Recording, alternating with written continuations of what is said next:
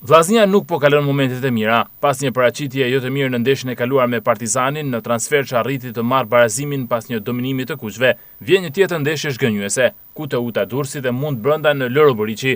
Jo vetëm rezultati 0-1 për bregdetarët, por edhe loja në përgjithësi e kuqebluve la për të dëshiruar, duke sjellë pak kënaqësi të shumta në radhët e tifozërisë shkodrane. Dominimi i ekipit tursak u paçën në minutat e para, ku edhe arriti të kalojë në avantazh, por arbitri vrapi, vendosi të anullojë për faul në shumë të dursakëve.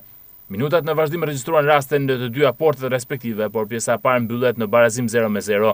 45 minutat e pjesës së dytë nuk shkoi mirë për kuqeblut e drejtuar nga Martini, pasi në radhët e formacionit ka dëmtime, ndërkohë që dursakët vijnë të këmbgulin me raste të rrezikshme në shënimin e golit të avantazhit, por ai që mban në lojë vllaznin është portieri Gjerman Pols, i cili ashtu si në pjesën e parë shpëton portën e tij nga besimi i golit. Megjithatë, Teuta arrin të shënojë në minutën e 85 me autor Beshiraj, gol vendimtar për marrjen e 3 pikëve.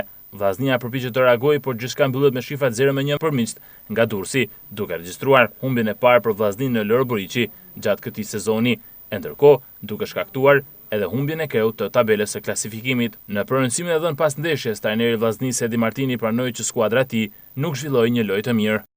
Normal, jam i mërzitur sepse nuk luajtëm mirë. Në këto momente kur e shef që skuadra nuk është mirë, duhet jesh më pragmatist, duhet mos pësosh gol, duhet jesh më cinik të rastet që të krijohen. Duhet ta fitosh thjesht ndeshjen.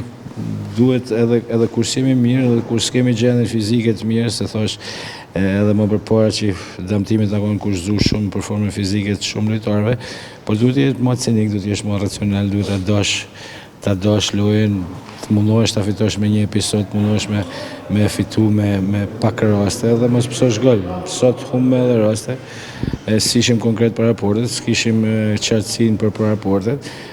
Normalisht duke menduar me kërku golin për me fitu, lam hapësina mbrapa, por du të them që ishte një lojë e mirë jonë. Kampionati është i gjatë, nuk nikon. Normal që ne